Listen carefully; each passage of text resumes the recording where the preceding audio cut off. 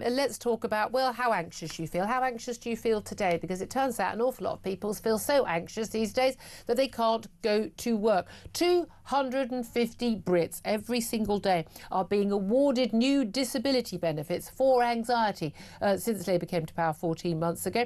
Disability payments in total have reached a record high, with 633,000 people in this country now claiming for both anxiety and mood disorders. Well, let's talk about this with Jamie Jenkins. He's the former head of health analysis at the Office for National Statistics. Good morning to you, Jamie. Good morning, Julia. How are you doing? Very well. Well, I'm quite anxious today about my taxes going on all of this, to be honest with you. I'd rather they went on more useful things like, I don't know, education or defence or police officers, maybe, things that would be useful. You worked at the ONS for a number of years and you did unemployment, you covered health stats and the like. How different a scale is this than it was back in your day?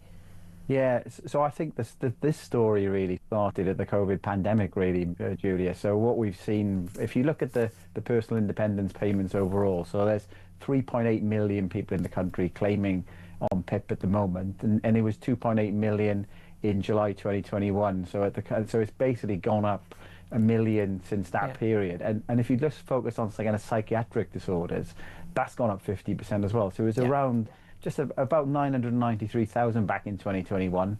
It's gone up to 1.5 million. And what's staggering with these numbers, which is it's kind of across a lot of age groups, but you know, about 333,000 people 16 to 24 claiming these kind of benefits. What's going on, really? You know, they kind of they're already going on to a life on benefits. Yeah, and written off, and often not written, you know, barely assessed over the phone and then written off forever, barely ever any checks on them. This is bad for them, bad for the economy, and bad for everybody. Because not only that they're getting these benefits, often more than you get for if you were just on the dole, but you know, you're not working, you're not paying tax, you're not doing all the other things that keeps the economy going. But often people are saying, oh, you know, for a while they're going, oh, this is all going up because of long COVID. What, we were uniquely affected in the world with long COVID? Rubbish.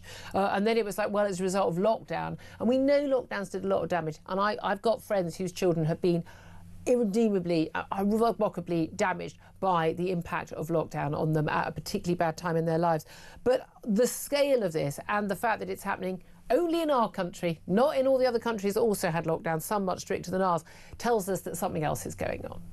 No, surely, and basically this is continuing a trend. So it's gone up a lot in the last 3 years, but you talked about the start there. Yeah. It's going up and continuing to go up. We are normalising. Well, the Tories getting it down before 2020, though, wasn't it on its way down again?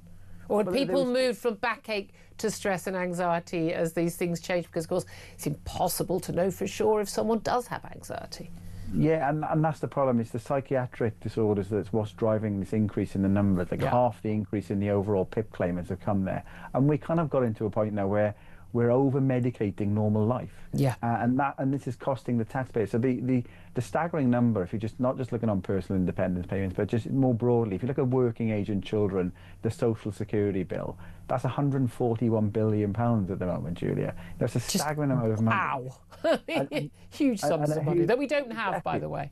No, and a huge amount of tax goes on that. And part of the problem I think you've got is two different government departments in chaos. So you've got the health system where waiting lists are a record number. So if you have got a genuine young person or anybody who's got a mental health issue, they might go to the GP, they'll refer them. They could be stuck there for 2 years. So the solution for the government then is for the DWP then to pay them some personal independence payments, when surely it's better for that money to be spent on the health system to fix them and get them back into employment. And there's a very, very good record for, you know, good therapists being able to do this. You need to have the more therapists. It amazes me because, again, we've got about half the young people at university apparently seem to be studying psychology. We've got a shortage of therapists, but there we are.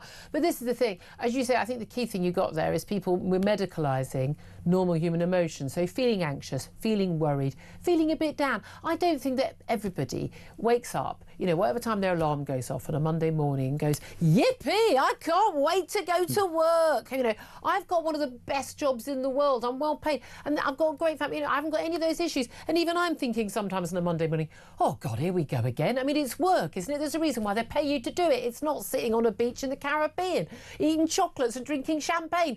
That would be a great job, but no one will pay you to do that unless you're an influencer, I suppose. But so normal human emotion, people going, oh God, and then they're told, oh, I've got a mental health problem. You haven't got a mental health problem. You're just a human being. No, totally. And remember, what was the kind of the social security benefit system put in place?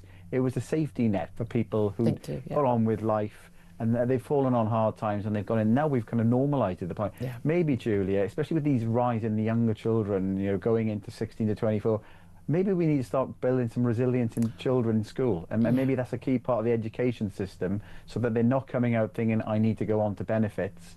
Get them resilient training. You might get some knockbacks. Life's not going to be perfect, and by the way, you're not brilliant. I think maybe we need to tell a lot of kids that, unfortunately. I really do think that's a part of the issue. Jamie Jenkins, thank you so much for joining us. Philip Ingham, you've got